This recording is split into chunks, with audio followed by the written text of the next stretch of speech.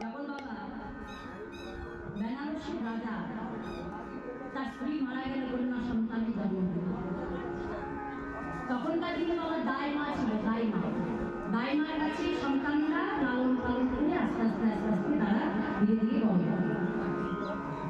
তা বাবা ছোট্ট অনুসুয়া দাইমার কাছে মানুষ হয়েছে, মা মারা গেছে।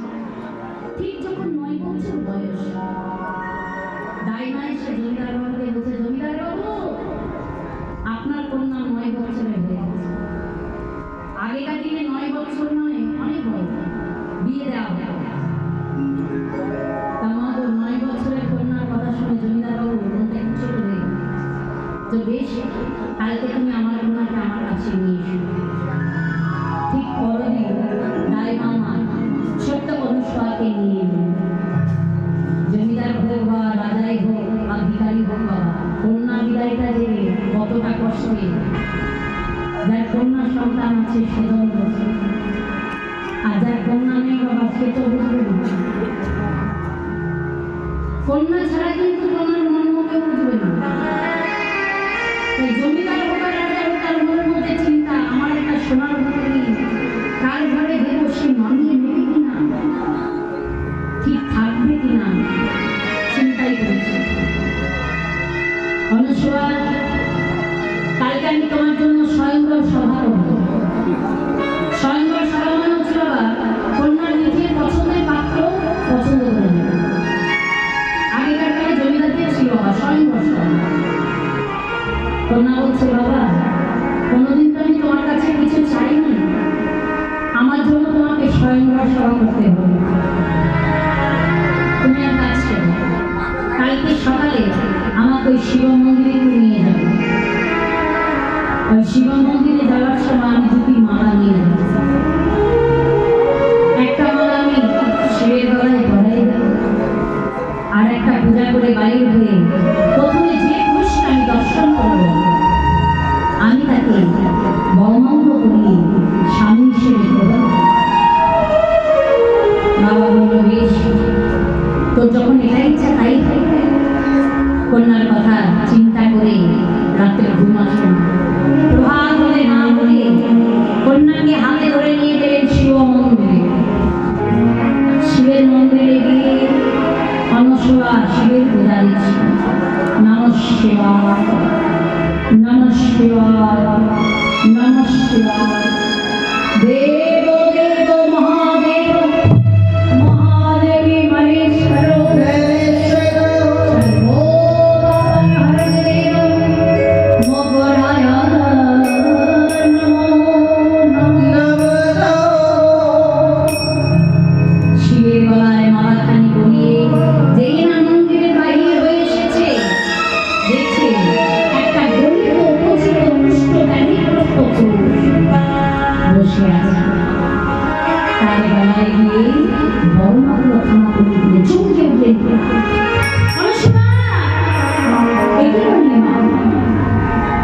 একটা মৃত্যু পথযাত্রী তাকে যার কিছুক্ষণের মধ্যে মৃত্যু হতে পারে। আকাশ দেখেন, বাতাস দেখেন, চন্দ্র সূর্য সাক্ষী, এই বিয়ে হয় না, এই মানবকে ঘুরে সনাতন ধর্মে একটা নাকি কথা বলি, আমার তো বিয়ে হয়ে গেছে, আমি যে তাকে প্রতিরূপে বন্ধ করে নিয়েছি, ওই আমার স্বামী, ওই আমার সবকিছু ইহকাল। কি বলছিস বাবা? আমাকে পরিচয় দিতে যদি তোমার লজ্জা হয়, তুমি আমাকে পরিচয় দিও। আজ থেকে তুমি তোমার রাজ্যে ফিরে গিয়ে বলো, তোমার কন্যা মারা গেছে। তুমি আমার কথার চিন্তা করো না।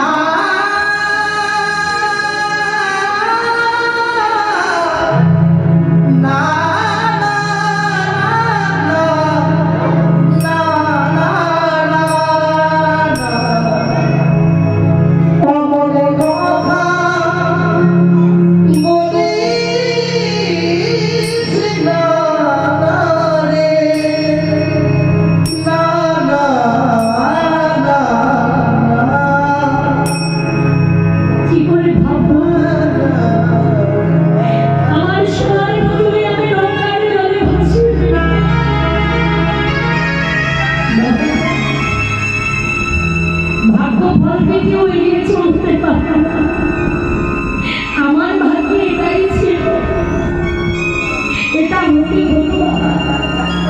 তুমি আমার কাছে আমি দাঁড়িয়ে থেকো না। তুমি চলে যাও তোমার রাজ্যে, আমি কোনোদিন তোমার পরিচয় দেব না।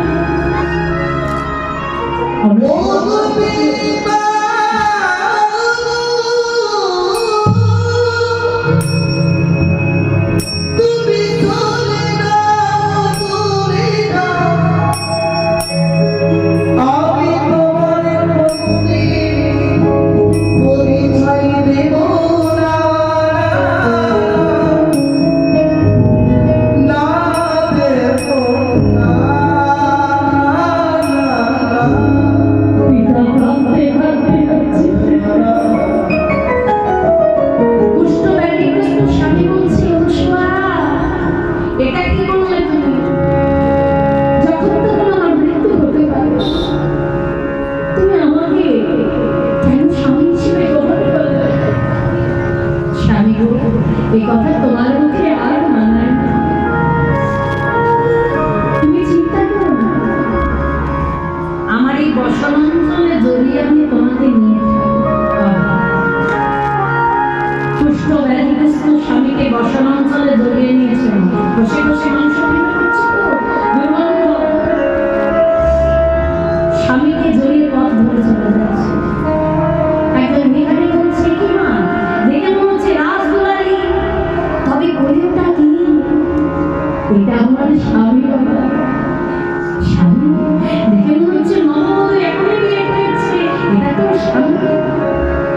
রাজমন্ত্রী বেশ, ওগো আমি আর রাজমন্ত্রী নয়, আমি আজ থেকে ভিখারি।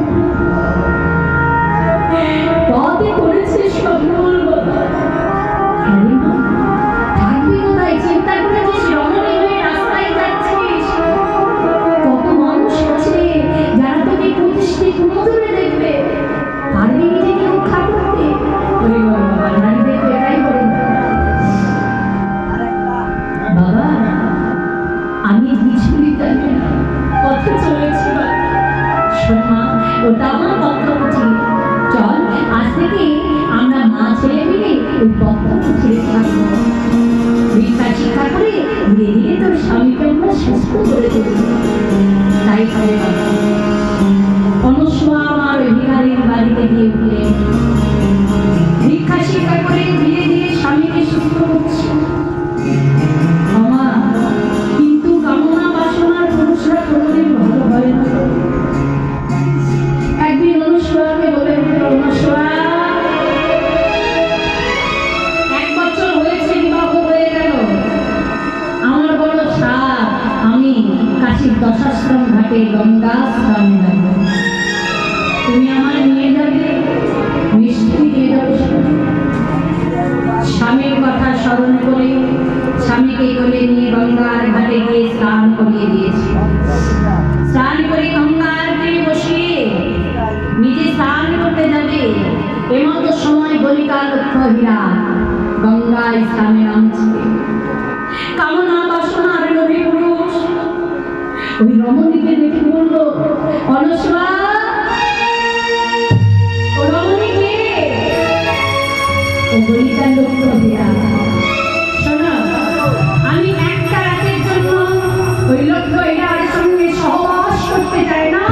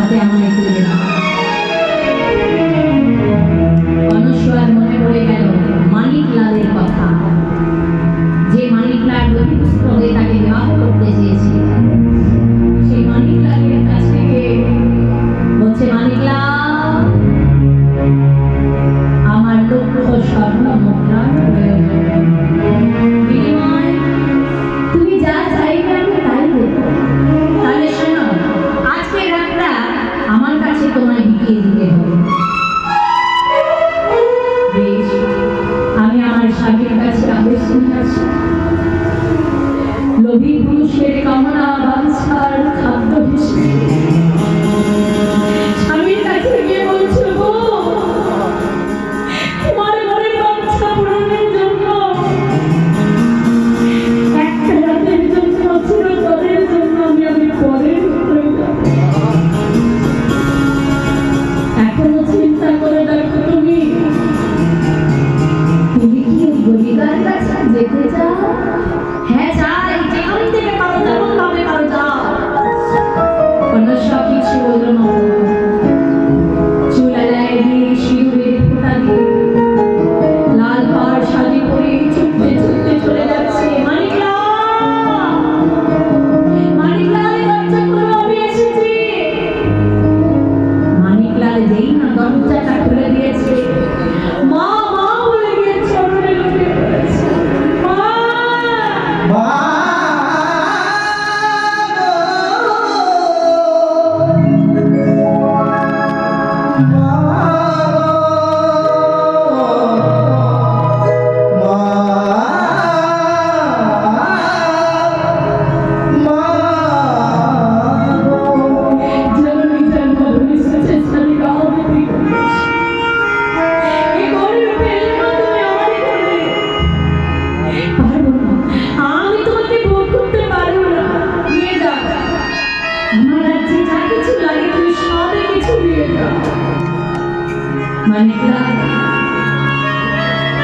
আমি সেবার জন্য আমি কারোর কাছে ঋণী থাকতে চাই।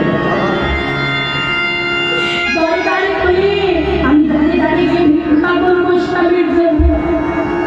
ভিক্ষা করে লক্ষ স্বর্ণ মুদ্রা জোগাড় করে তুলে দেবো স্বামীকে গরিকার করতে। কাঁদতে কাঁদতে পথের মার্গে হয়ে গেলে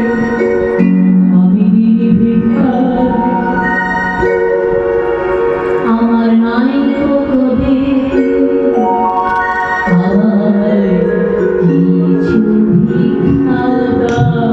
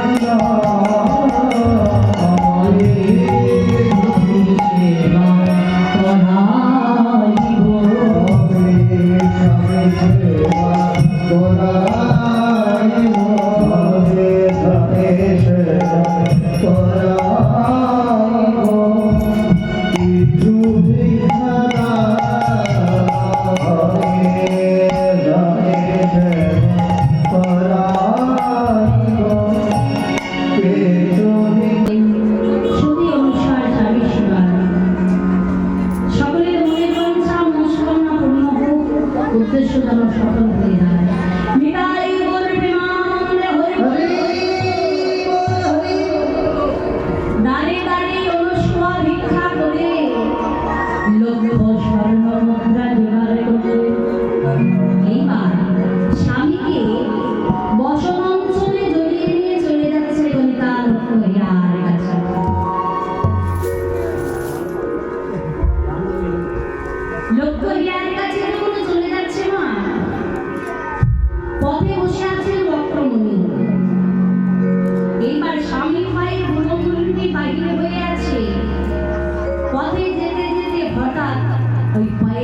মণিবরের মস্তকে ঠেকে আছে।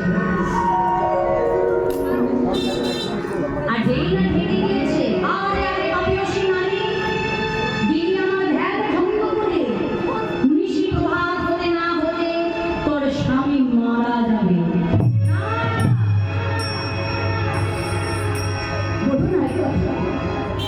আমি যদি সতী রমণী হয়ে থাকি, এখন নিষ্কাজে যদি স্বামীর প্রতি আমার ভক্তি থাকে, আমিও কথা দিলাম।